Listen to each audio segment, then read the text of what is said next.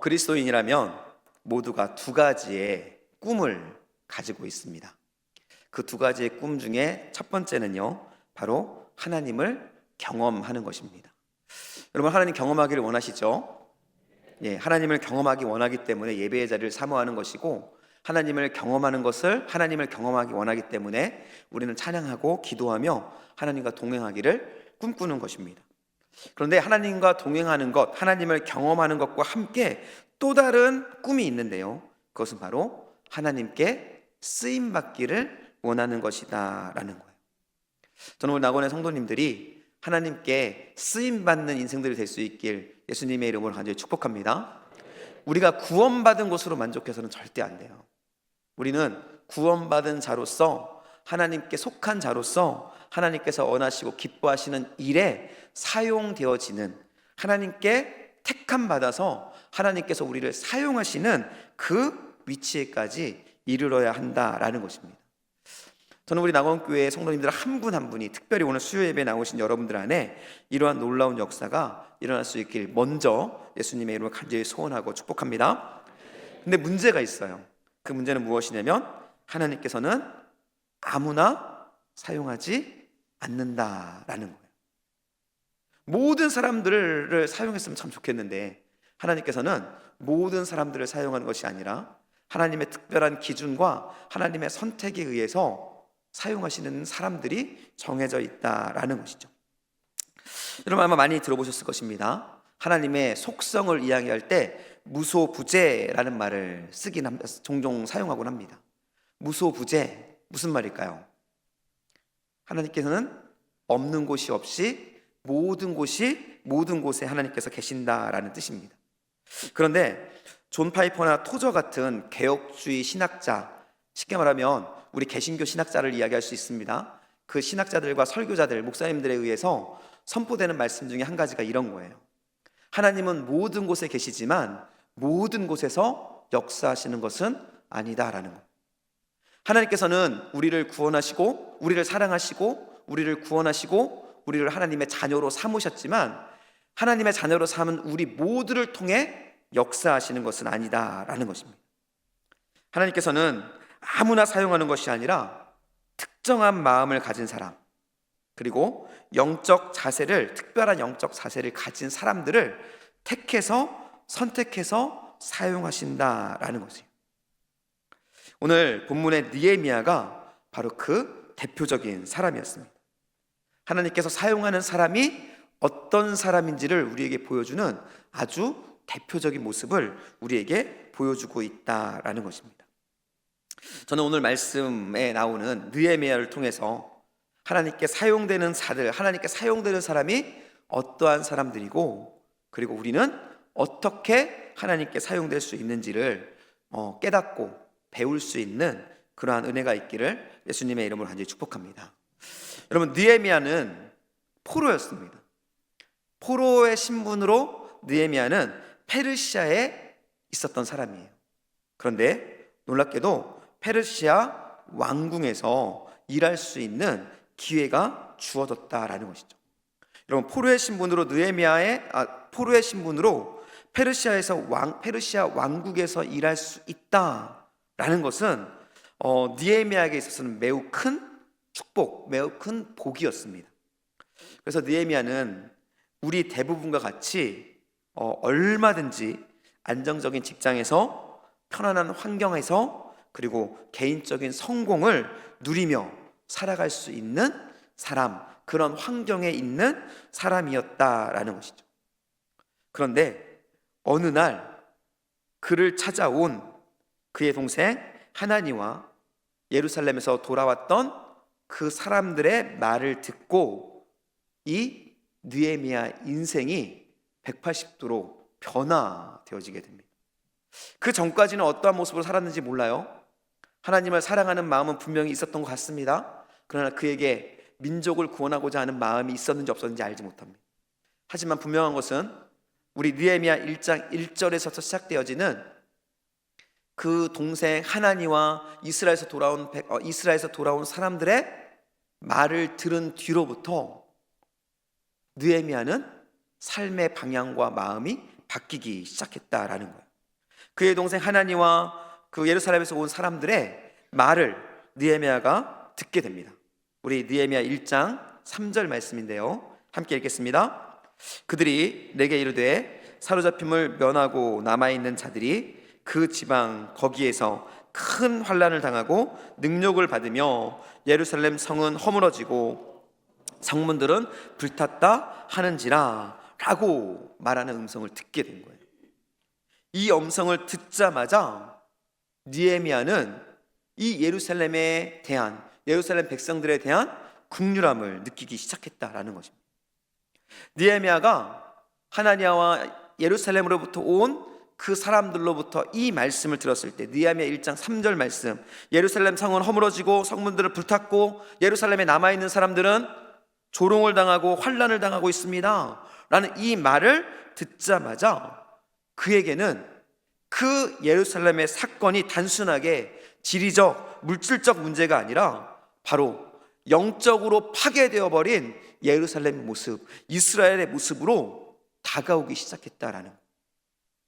바로 느헤미야의 마음 가운데 느헤미야의 마음이 아닌 하나님의 마음이, 하나님의 관점이 자리 잡기 시작했다라는 거예요. 하나님의 관점이 느헤미야에게 다가오자 느헤미야는 그때부터 예루살렘을 자기 자신이 그동안 가졌던 마음이 아니라 하나님의 관점으로 바라보기 시작합니다.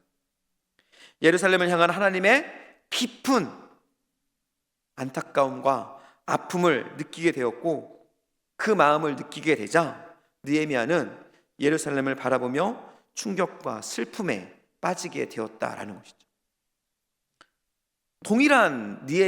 동일한 예루살렘의 모습이지 않습니까?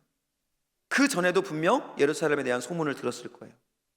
그럼에도 불구하고 특별히 동생 하나니로부터 들었던 그 예루살렘의 사건이 느헤미야의 마음을 움직이기 시작했다는 것이죠. 하나님께서 주신 그 하나님의 마음을 품었을 때 느헤미야는 단순한 감정적인 반응이 아니라 바로 하나님의 마음을 품고 하나님의 아픔을 느끼며 예루살렘을 바라보기 시작했다라는 거예요. 이렇게 하나님의 마음을 품기 시작하자 느헤미야에게는 놀라운 일들이 일어나기 시작합니다. 우리 느헤미야 1장 4절의 말씀입니다. 함께 읽겠습니다. 내가 이 말을 듣고 앉아서 울고 수일 동안 슬퍼하며 하늘의 하나님 앞에서 금식하며 기도하였다라고 이야기합니다. 그 말씀을 듣자마자 그의 마음이 동하기 시작한 거예요. 하나님의 아픔, 하나님의 슬픔, 예루살렘을 바라보시는 그 하나님의 사랑의 마음이 느껴지자 그는 그냥 있을 수가 없었습니다. 그는 그곳에서 주저앉아서 울었고 슬퍼하며 그리고 금식하며 기도하기 시작했다라는 것입니다. 여러분, 하나님의 마음을 품자 느헤미야는 단순하게 예루살렘의 백성들이 고통받고 힘들어하는, 성벽이 무너지고 그 성벽 문이 불탔던 것들 때문에 슬퍼하기보다는 하나님의 백성을 생각하게 되었고, 무엇보다 하나님의 이름이 능욕받고 조롱당하는 현실을 바라보게 되었다라는 것입니다. 여러분, 저희도 이 하나님의 마음을 품어야 한다라는 거예요. 하나님의 말씀을 들었을 때 우리가 품어야 되는 마음은 바로 하나님의 마음이라는 것입니다. 우리는 하나님의 말씀을 들을 때마다 관심을 가지는 것이 있습니다. 그것이 무엇이냐면 내가 은혜 받는 것. 말씀을 들을 때마다 우리는 내가 은혜 받기를 갈구하며 나에게 초점 맞춰진 예배를 드리고 나에게 초점 맞춰진 그러한 은혜를 사모하고 있다라는 것이죠. 그러한 은혜를 사모하는 마음이 너무나 중요하고 그리고 그것들이 너무나 소중하다는 것을 인정합니다. 하지만 하나님께서 우리에게 원하시는 것은, 하나님께서 사용하시기 위해 찾는 사람은 자기 자신의 은혜에 초점 맞춰진 것이 아니라 바로 하나님의 마음에 초점 맞춘 이 느헤미야 같은 사람을 찾고 있다라는 것이죠.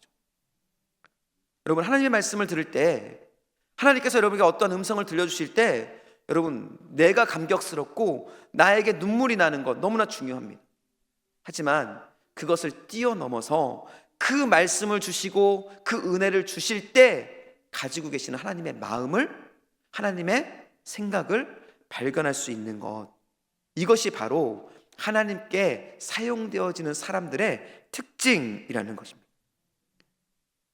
신앙이 무너지고 교회가 세상의 조롱거리가 되는 지금의 세대 속에서 우리도 느헤미야 같은 마음을 느낄 수 있어야 한다라는 것. 여러분, 느헤미야처럼 하나님의 마음을 품고 아파할 수 있어야 합니다. 느헤미야처럼 하나님의 그 아픔을 가지고 이 세상의 무너짐에 통곡할 수 있어야 한다는 것이죠. 하나님께서는 그런 사람들을 찾고 계시고 그런 사람들을 통해서 일할 준비를 하고 있다라는 것입니다. 이 말씀을 준비하면서 저는 우리 낙원교회 성도님들, 특별히 수요 예배 가운데 함께 하시는 여러분들 안에 이런 마음을 품고 이런 마음으로 하나님께 나아가는 역사가 일어날 수 있기를 예수님의 이름으로 간절히 축복합니다. 여러분, 하나님께서는 아무나 사용하지 않습니다. 모든 사람들을 사랑하지만 사랑한다고 해서 모든 사람들을 사용하셔서 하나님의 일을 이루시는 것이 절대 아니라는 것. 하나님을 위해 헌신할 준비가 되어 있는 사람, 하나님을 위해 눈물 지을 준비가 되어 있는 사람, 하나님의 마음을 품고 금식하며 기도할 준비가 되어 있는 그 사람을 통해서 하나님은 일하신다라는 것이죠. 놀라운 것은 느헤미야는 그러한 마음을 품고 하나님께 통곡하며 울었을 때 그것으로 멈춰 있지 않았습니다. 느헤미야는 그 통곡함을 기초로 해서 그는 하나님께 하나님의 역사를 이끌어내기 위해서 하나님께 자기 자신을 드리기로 결단했다라는 거예요.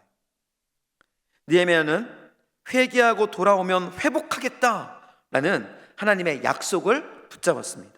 우리 9절 말씀입니다. 함께 읽겠습니다.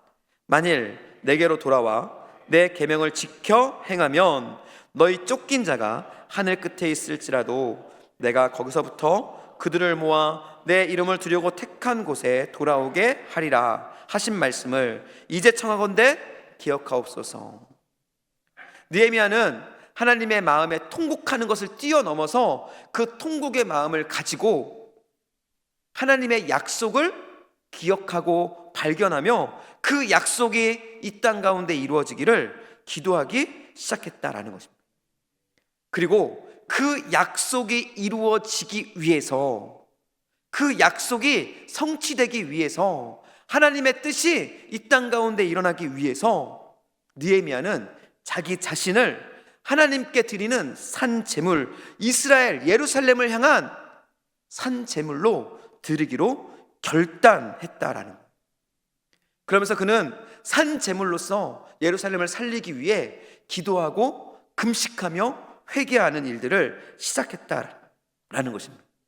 우리 1장 6절 말씀에 보면 이렇게 얘기합니다. 이제 종이 주의 종들인 이스라엘 자손을 위하여 주야로 기도하며 우리 이스라엘 자손이 주께 범죄한 죄를 자복하오니 나와 내 아버지의 집이 범죄하였나이다.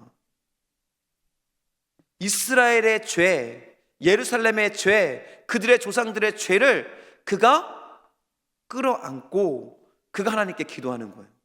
내가 죄인입니다. 내가 죄인이기 때문에 이러한 일들이 일어난 것입니다. 그러면서 죄인인 나를 하나님께 올려드리며 본인이 살아있는 산 제물로 하나님께 내어드리는 결단, 그 일들을 지금 느헤미야가 하고 있었다라는 것이죠. 여러분, 깨닫는 것, 하나님의 뜻을 발견하는 것 너무나 중요하죠. 이것이 깨달아질 때 우리 안에 역사는 시작됩니다. 하지만 그 역사가 우리의 삶 속에 실제가 되기 위해서 필요한 한 가지가 있습니다. 그것은 바로 느헤미야처럼 깨닫게 하신 그 깨달음을 우리의 삶 속에 실질적으로 이루어 가는 것입니다. 하나님께서 회개하라 하실 때 회개하고, 누군가를 도우라 하실 때 돕고, 눈물을 흘려 기도하라 하실 때 기도하고, 그러한 실제적인 일들이 우리 안에 순종의 역사로 나타날 때 우리가 하나님의 역사에 산 제물이 되어져서 그 놀라운 역사가 우리 가운데 일어나게 되어진다라는 것이죠. 느헤미야는 회개했습니다. 회개의 기도를 드린 것이죠. 이스라엘을 다시 회개하기 위한 하나님의 놀라운 계획, 그 계획에 자기 자신을 산 제물로 내어드리는 결단을 하나님께 올려드리고 있다라는 것입니다. 저는 우리 낙원교회 성도님들 안에 이러한 산 제물 되어지는 결단이 일어날 수 있게 했음을 축복합니다. 여러분을 향한 하나님의 계획과 뜻이 있으시잖아요. 저는 잘 알지 못하지만 여러분 각 개인마다 여러분을 향한 하나님의 뜻과 계획들이 분명히 있으실 것입니다. 영혼을 구원하기 위한 계획, 때로는 문제를 해결하기 위한 계획, 그 많은 계획들을 위해서 하나님께서 원하시는 것은 바로 여러분의 결단이에요. 내가 하나님의 이루시기 원하시는 뜻을 위해 내가 산 제물이 되겠습니다. 내가 예수님의 십자가를 지겠습니다 라는 그 결단이 있을 때 하나님은 비로소 그 사람을 사용하셔서 하나님의 역사를 이루어 가신다라는 것이죠. 느헤미야는 이러한 결단을 하면서 하나님께 기도합니다. 우리 4절인데요, 아까 읽었지만 다시 한번 읽겠습니다. 내가 이 말을 듣고 앉아서 울고 수일 동안 슬퍼하며 하늘의 하나님 앞에 금식하여 기도했다라고 말합니다. 근데 여기서 중요한 한 단어가 있어요. 그것이 무엇이냐면 수일 동안 이 일을 했다라는 거예요. 우리 사람들은요, 감정과 충동의 지배를 받는 경우가 너무나 많이 있습니다. 그런데 감정과 충동은 한순간에 일어나는 놀라운 힘을 가지고 있지만 지속성이 없어요. 그래서 그것들이 끊어지고 식어지면 내가 하나님께 드렸던 그 산 제물의 결단들이 어느샌가 사라져 있는 모습들을 우리는 발견하게 된다라는 것이죠.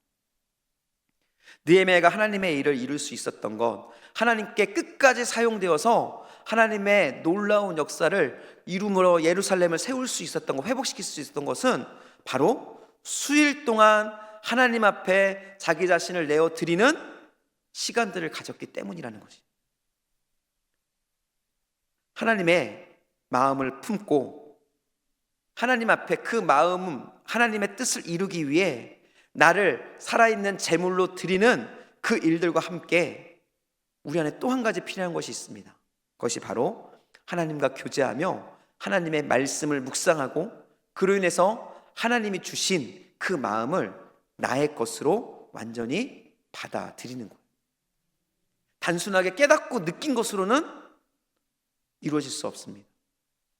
우리가 그 말씀을, 하나님의 뜻을 발견했다면 깊이 묵상하는 시간, 그리고 하나님의 마음을 알아갔다면 그 마음을 우리의 마음속에 새기고 품는 시간, 그러한 시간들을 통해서 우리는 하나님의 뜻을 이루어 갈 수 있게 되는 은혜를 경험할 수 있다라는 것이죠.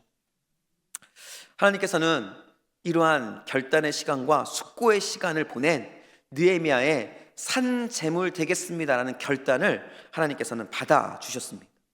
그리고 하나님께서는 이러한 느헤미야의 결단의 기도를 들으시고 그를 통해 하나님의 역사를 이루시기로 결정하십니다. 우리 느헤미야 1장 11절 말씀입니다. 주여 구하오니 귀를 기울이사 종의 기도와 주의 이름을 경외하기를 기뻐하는 종들의 기도를 들으시고 오늘 종이 형통하여 이 사람들 앞에서 은혜를 입게 하옵소서 하였나니 그때에 내가 왕의 술 간원이 되었느니라. 하나님께서 느헤미야를 왕의 술 간원으로 삼으셨다라는 거예요. 느헤미야가 하나님의 마음을 품고 산 제물로 하나님의 마음을 이루기로 결단하고 그것을 숙고하며 산 제물 되기로 하나님께 고백하자 하나님께서는 그 느헤미야의 기도를 들으시고 그를 왕의 술관원으로 삼으셨다라는 것입니다. 술관원으로 삼은 것, 지위가 올라간 것이 아닙니다. 그것은 하나님께서 느헤미야의 기도에 응답하시면서 예루살렘을 회복시키시기 위한 그 계획을 느헤미야를 통해 시작하셨다라는 것을 우리에게 의미해 주고 있는 것이에요. 이렇듯 하나님께서는 하나님의 마음을 품고 하나님을 위해 통곡하고 눈물 흘리며 금식하며 기도하며 그리고 하나님의 뜻을 위해서 나를 드리는 그 사람들을 통해서 일하신다라는 것이죠. 여러분, 오늘 이 시대에도 하나님은 여전히 그런 사람을 찾고 있다라는 겁니다. 이 시대가 얼마나 악한지 우리가 너무나 잘 알고 있지 않습니까? 어쩌면 느헤미야의 시대보다 더 악하고 느헤미야 시대보다 더 많은 어려움과 아픔 속에 이리저리 휘둘리는 많은 사람들이 우리 주변에 있다는 것을 우리는 알고 있습니다. 이러한 상황 속에서 그러한 그들을 구원할, 그러한 그들에게 찾아가 그들을 회복시킬 그러한 사람들을 하나님께서는 지금도 찾고 계시다라는 것이죠. 교회에 있는 모든 사람들을 통해서가 아니라 바로 이 하나님의 마음을 품고 내가 산 제물 되어서 하나님 앞에 무릎 꿇고 나아가겠습니다라고 고백하고 결단하는 그 사람들을 택하셔서 하나님은 일하시기를 원하시고 있다라는 것입니다. 여러분, 저는 우리 낙원교회가 이 하나님의 마음을 품고 이 시대를 품고 특별히 우리 다음 세대를 품고 하나님의 마음으로 통곡하며 눈물 지으며 회개하며 기도하는 하나님의 사람들이 될 수 있기를 예수님의 이름으로 축복합니다. 우리가 이러한 삶을 살아갈 때 하나님의 나라는 우리 가운데 일어나게 될 것입니다. 하나님의 나라는 우리가 거하는 곳에 세워지게 될 것이다 라는 것이죠. 하나님은 아무나 사용하지 않습니다. 하나님은 하나님을 위해서 하나님의 마음을 품고 그 하나님의 마음대로 살아가기 위해 나를 산 제물로 드리기로 결단하고 그 앞으로 나아가는 그 사람, 바로 그 사람을 통해 일하신다라는 것입니다. 여러분 기억하십시오. 하나님께서 사용하시는 사람은 하나님의 마음을 품고 통곡하는 사람입니다. 하나님의 뜻이 이루어지도록 자기 자신을 산 제물로 드리는 사람입니다. 그로 인해서 하나님을 기쁘시게 하는 사람, 바로 그런 사람을 하나님께서는 사용하신다라는 것입니다. 미라클 50일 작정 기도회가 지금 우리 가운데 펼쳐지고 있습니다. 이 시간은 우리에게 너무나 귀한 시간일 수밖에 없어요. 이 시간을 통해서 하나님은 하나님의 뜻을 우리에게 알게 해 주실 것입니다. 믿으시죠? 하나님의 뜻을 알았다면 그 하나님의 뜻을 가슴에 품는 시간이 되어야 합니다. 그리고 그 말씀을, 하나님의 마음을 우리의 마음에 품었다면 이제는 그 하나님의 뜻을 이루기 위해서 여러분 무릎 꿇고 산 제물 되어서 하나님 앞으로 나아가는 그러한 일들이 우리에게 일어나야 된다라는 것입니다. 만약 우리가 이러한 미라클 50일 작정 기도의 시간들을 보낸다고 한다면 여러분 이 미라클 50일 작정 기도회는 말 그대로 미라클, 기적의 기도회가 될 것이고요. 그리고 우리 안에 새로운 하나님의 역사를 경험하는 놀라운 하나님의 사람으로 사용되어지는 그 놀라운 경험을 하는 기도회가 되어질 수 있게 된다라는 것입니다. 저는 저와 여러분이 모두가 하나님께 사용되어지는 하나님의 사람, 정말로 하나님의 마음을 품고 그 마음을 이루기 위해서 산 제물로 하나님께 드려지기를 결단하며 그 앞으로 나아가서 하나님께 사용되어지는 하나님의 사람이 될 수 있기를 예수님의 이름으로 간절히 축복합니다.